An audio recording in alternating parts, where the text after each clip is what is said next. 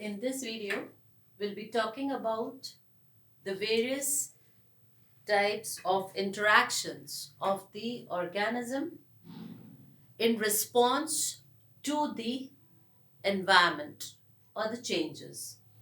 So it is basically in this video, we'll be talking about the adaptations. Now, when we talk about the adaptations, we see various kinds of organisms which are thriving in different environmental conditions. And these environmental conditions have enabled the organism over a period of time to survive or thrive over there. And we also can easily relate that we find only certain types of organisms in a particular type of a climate or the environment. So here we'll be talking about the adaptations. Now, when we see adaptations, adaptations can be broadly classified into two types, that is the physiological adaptations and the behavioral adaptations. Physiological adaptations will be all those adaptations which will be basically actually the changes that allow them to respond quickly to the stressful situation. Whereas when we talk of the behavioral adaptations, it can be the adaptations just shown by the organism to cope up with the environment by bringing about a change in their behavior. So now the question is, what is adaptation and how it has enabled the organism to survive under varying climatic conditions or varying other conditions that are abiotic as well as biotic. Now, adaptation, when we see, it can be defined as any morphological, that means the structure, the physiological, that is related to the internal physiology of the organism, or behavioral attribute, that is the characteristic that enables the organism to survive and reproduce successfully in its habitat and continue the race. Remember, for an organism to survive a particular condition does not mean temporarily it is surviving. It has to continue with its race. So the changes can be morphological. That means the structural changes can be there. There can be physiological changes. That means internal mechanism is preparing itself over a period of time to cope up with the environment or the changing surroundings, or the behavioral characteristics or attribute which help the organism finally to continue in that particular habitat successfully and breed over there. Now, when we talk of adaptations, let us understand few terms related to it. That is phenotype plasticity. Phenotype plasticity is the term. Phenotype, you know, it is the morphological or the outer characteristics. So variations in the phenotype due to environmental conditions is known as phenotype plasticity. Plastic can change its shape. So phenotype plasticity. Then we have ecotypes. Population which is genetically adapted to environmental conditions and prevailing in different regions. So we have these two terms, phenotype plasticity and ecotypes. Let us understand the adaptations in the plants and the adaptations in the animals separately to get a better view of the methods or the ways in which the organism gets adjusted itself to the surroundings. Now, coming to the adaptations in the plants, depending upon the type of adaptation, we have broadly classified the adaptations as the plants which are based on the or the adaptation in plants based on the requirement of the light. That means whether they require less light or whether they require more light, because the plants are found to be in varying kinds of habitat. Some regions are having more light, whereas some regions do not have sufficient light. Then second, we will be classifying the organism on the basis of water requirement. And finally, the saline environment. That means whether the plants will be able to survive in the with high level of salinity. Now, when we say adaptations of plants to light or the light requirement, we see that certain plants require certain duration of light for it to perform various functions, and therefore we have classified the plants into two major groups. That is, one is heliophytes and the second is ceophytes. The heliophytes are those plants which are adapted or which have the body design as such which can grow in bright or direct sunlight. So they are basically we can say they are sun loving plants. That means they require a lot of light for their for the normal functioning. Now, the normal characteristics when we see are they have a thick, stout stem and has short internodes. Normally, the internodes of sun-loving plants will be short. So, the first characteristic is they will have short internodes, and this will enable, because if you must have seen the plants which are shade, if a sun-loving plant is kept in shade, they tend to elongate the stem. So, over here, the sun-loving plants will always have short internodes. Roots will be profusely branched. So, profusely branched roots. They will have profusely branched roots. Another important characters are, that is, they have leaves are smaller and thicker. And also, they have well developed palisade tissue over there. And the rate of respiration and transpiration is very high as compared to the shade loving plants. Then ceophytes are the plants which are shade loving. That means they do not like much of sunlight and they prefer to survive in areas where there is no direct sunlight, shady places, and therefore they are known as shade loving plants. So we call them as shade loving plants or ceophytes. Now here the stem will be slender and obviously the longer internodes. Root system will not be the not so branched and profusely branched over there. Leaves will be larger so as to enable to trap more light, and they will be thinner and less developed palisade tissue over there. Just the opposite, the rate of transpiration will also be low and the rate of respiration will also be low. Now, rate of transpiration will be low so as to not to expose or not much loss of water happens or takes place over there. The stomata is, in the case of this plants, the stomata is not sunken, whereas in the case of sun loving, the stomata is sunken. So we find different kinds of morphological adaptations over here. Now, then we again classify the plants on the basis of water requirement. Now, plants are found in various habitats, the habitats which are rich in water and the areas which are devoid of water. So, the plants which are found in less of water, that is water scarce areas, they will be known as xerophytes, and the areas which have a good supply of water, good supply of water, that is, they will fall under the category of hydrophytes. Now, xerophytes and hydrophytes both have adapted themselves very well to the surroundings. That means the water scarcity and where there is good availability of water. Now, the xerophytes or the xeric habitat, that means where there is very less water, There are these are physiologically dry regions. That means that there are physically these are having shortage of water.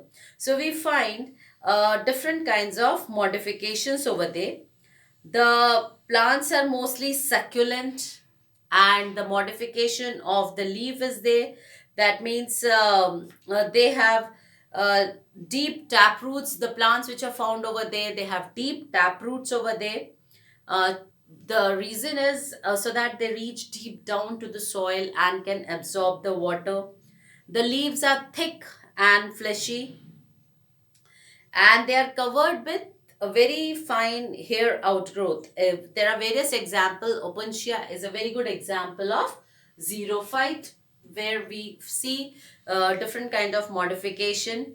Then they have bulliform cells which help in rolling the leaves during the dry conditions.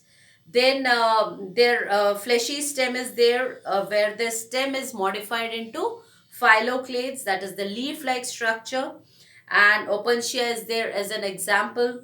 So the leaves are covered with a thick cuticle also, so as to reduce the rate of transpiration. So we find various kinds of modifications in the xerophytes. Also, coming to the hydrophytes, we find that hydrophytes are the plants which are thriving in areas which are having good water. That means the water supply is there, and the plants are therefore modified according to them. Now, certain hydrophytes may be submerged inside the water body, or they may be floating. Depending upon that, the plants have been modified. So there can be hydrophytes can be of different types. Some of the hydrophytes which are free floating or emergent, these hydrophytes can be of various types, and these hydrophytes have like the emergent hydrophytes which are seen partially up and are not rooted at the bottom of the water body. They have poorly developed roots, and the roots have root pockets instead of root cap. Then the submerged hydrophytes are those which float inside the water level. Then there are other types where we find completely submerged. So we find different levels. Some of the hydrophytes may be found on the top, partially submerged. Some are inside the water body. So the general adaptation when we talk of hydrophytes, since the plant is always in the water, the leaves of these plants have a covering of mucilage or mucus. So the plants have a mucilage covering or a covering of mucus on the body, so as to prevent the body of the plant from deteriorating or getting affected by the water. That is, it protects the plant against desiccation. Also, as a protective measure against entry of the pathogens. Then there is a special type of parenchyma that all of you are familiar with. That is arenchyma. Arenchyma is found in hydrophytes, and this is a special type of parenchyma in which there are air packets, air bodies inside, and this keeps the plant floating inside the water. Also, the root system is not very well developed, it is poorly developed. In certain species like Utricularia, the roots are absent, and the plant takes nutrition directly from the water itself. Then the vascular tissues such as xylem is not well developed, because most of the parts of the plant are directly in contact with the water. So there is no need of mechanism of transport over there. The stem is slender and lot of air spaces. For example, lotus. If you have seen the lotus stem will have lot of air pockets within. And these air pockets enable, if we cut the stem section, Then we find lot of packets within the stem of the lotus, and this helps the plant to float on the water. Then the leaves are large. Normally when we see the aquatic plants, the leaves are large and a thick cuticle is present so as to avoid the damage to the leaves. So we find various kinds of adaptations in the hydrophytes. Then the lastly we are talking about the plants which are surviving in saline environment. That is, those plants which are found in saline environment are known as halophytes, and these are they have several modifications so as to enable them to survive under high salinity conditions. That means the level of the salt is very high. So they are found normally in mangrove area, then the marshes, that is the tidal marshes, saline soil where they are found, and the coastal dunes. So we find these are plants, halophytes, in these specific areas, and the body like has been modified, rhizopora and all, they have modified their body. So the plants, depending upon whether the availability of water is very less or more, they have become succulents and they can store water to dilute the salt concentration to a level which they can withstand, because salt causes a lot of osmotic pressure. So as a result, the plants need to maintain the osmotic pressure. Then some mangrove plants excrete salts by the salt glands. So there are different kinds of modifications in this.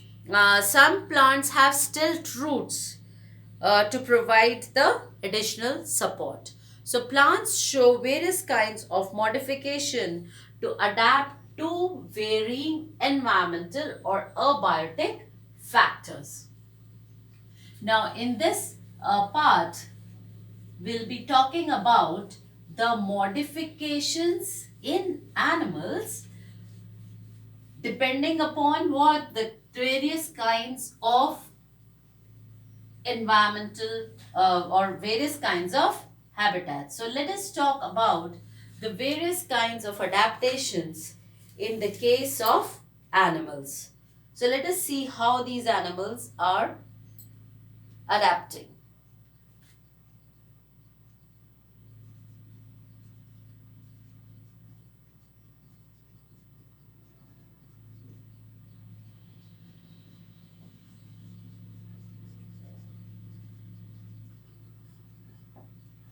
Adaptations in animals. Now, animals also have evolved or developed over a period of time, like throughout the evolution. They have adapted themselves to survive in varying conditions. And most of the adaptations in the case are physiological and morphological.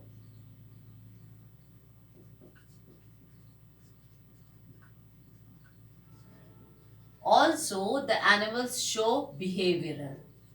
In terms, when we say migration and all, they say these three types of adaptations are found in the case of animals. Now, we'll be studying one by one. First, let us understand the type of adaptation, that is camouflage.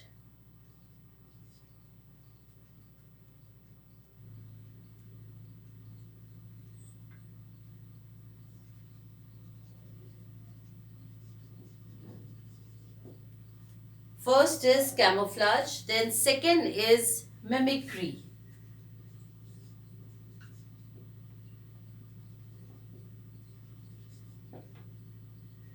Then adaptation to water scarcity. Because we find animals also thriving in water devoid areas, and adaptations to extreme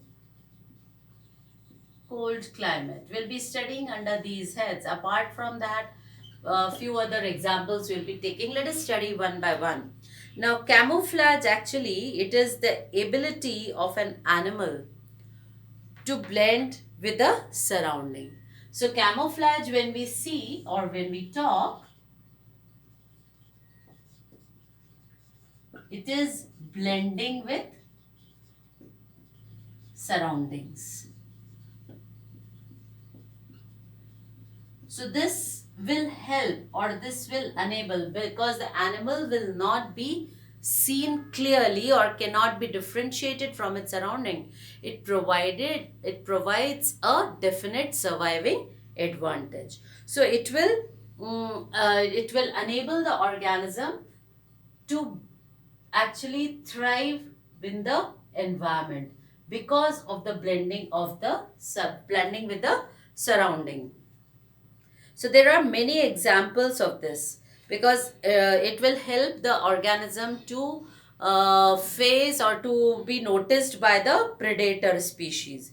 Like chameleon is a very good example, which blends with the branches of a tree. Then certain reptiles and mammals have markings on their body, and therefore they cannot be easily differentiated from their habitat. Then we talk about the mimicry. Mimicry is actually copying, or it is the resemblance of one species to the other. So mimicry will be resemblance of one species with other. So therefore, it remains unnoticed by the predators, and there is a copying down. So mimicry is, there can be different types of mimicry, so as to prevent the organism or giving it as a survival advantage. Then there can be warning coloration, where the organism changes its color so as to give a warning to the predator. There can be different types. Then, when we talk of the adaptation to the water scarcity, that means the organisms which are found in areas where the water is very, very less, they have evolved physiological as well as they have behavioral methods to face the harsh conditions. Now, the main aim over here, because the water supply is very, very less, the main aim over here is to prevent as much or prevent the loss of water by the body. Also, to maintain the body temperature so that there is less loss of water. And example is desert rats or kangaroo rats. Now they are actually they have a thick coat. Body coat is very, very thick. This we are talking of the modifications in these organisms to survive the water shortage areas. Now they have very, very thick coat, and this thick coat prevents the evaporation. Also, they produce highly concentrated urine, and during the daytime the desert rats, they undergo or they burrow deep down inside the sand, that is to prevent the extreme heat, and they are nocturnal. That means mostly these are active during the nights. We are talking of the adaptation in the case of the animals which are found in water scarce areas, and they are having this is behavioral adaptation, because they remain inactive during the day inside the burrow, which prevents them from the extreme heat, and they become active during the night, and therefore they are called as nocturnal animals. Camel is again a very good example of animal which has been surviving the extreme arid condition over a period of time. So they are having their body produces highly concentrated urine. they can store water for longer duration, and the requirement of the body, the water requirement of the body is also met with the metabolic water which is being produced by these animals, and they can manage a lot of fluctuation in the body temperature. Also, if you see, the body design of the camel is such that it does not allow much exposure to the sun. Then, when we talk of the adaptations in the adaptations which are found in animals which are living in the cold climate, one of the very common behavioral is hibernation. So we find hibernation very common in these animals. Hibernation, which are actually in the cold climatic conditions. So they will avoid by undergoing a period of activity during the extreme winters. Some of the animals show migration because they move to less harsh conditions, and they will come back to their original habitat after the favorable conditions have arrived. Now, also, when we talk of the modifications, morphological, the mammals which are found in cold climates follow Allen's rule. So, what is meant by Allen's rule? Allen's rule. Allen's rule is effective for, or it is applied, or it is found in organisms which are living in cold climate. Now, what is the Allen's rule? It says that mammals of colder climates, the mammals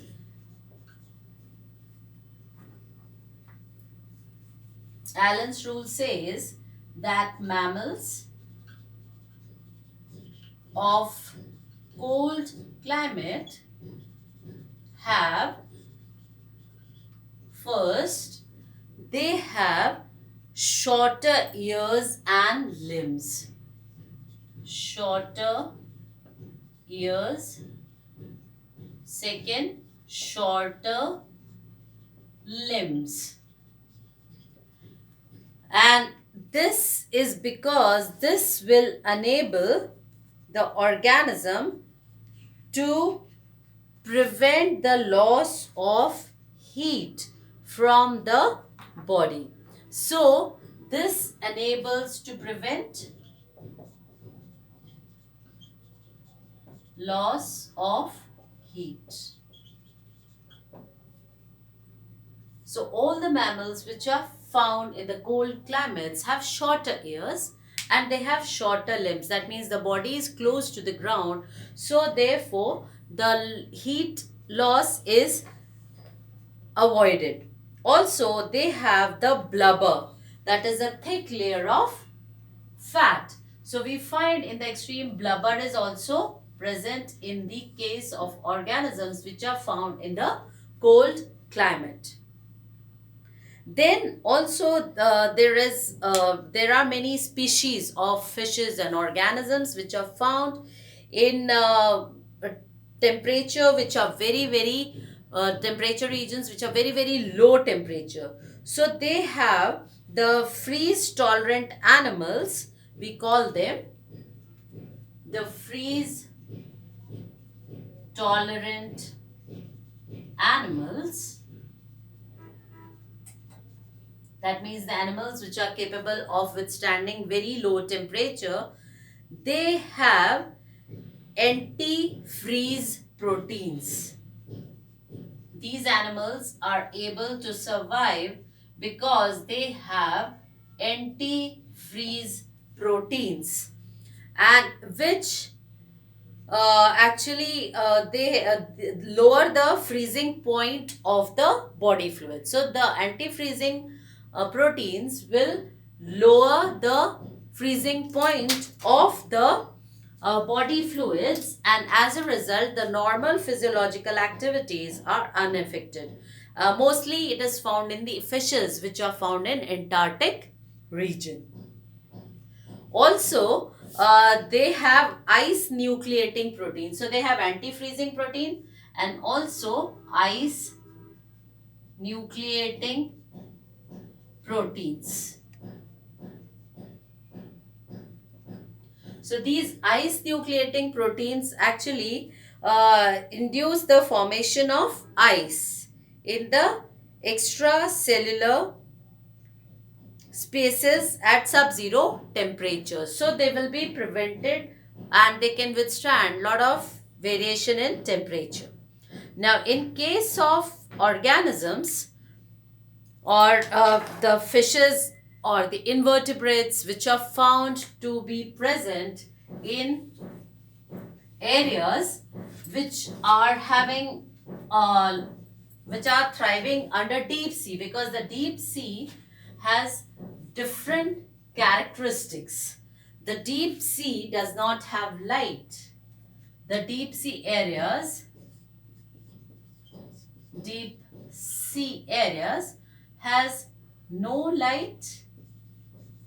The organism have to withstand very high pressure on the body, very high pressure. These are the characteristics of the deep sea. There is absolutely no light over there, no very high pressure and very less concentration of oxygen as well.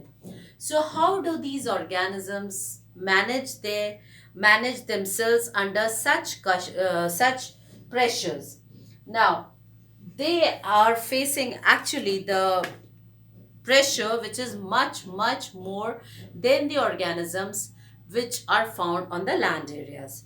Now these have actually the fishes or the invertebrates which are found over there, they do not have ossification or the lack of ossification. That means these organisms, as they are found uh, under deep sea, have to withstand very high pressure. So they do not have ossification. That means no bones are over there.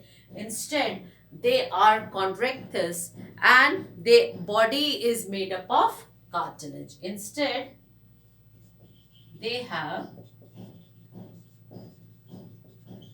cartilaginous body, and this enables them to withstand lot of pressure. Also, they have no air packets or swim bladders. So swim bladders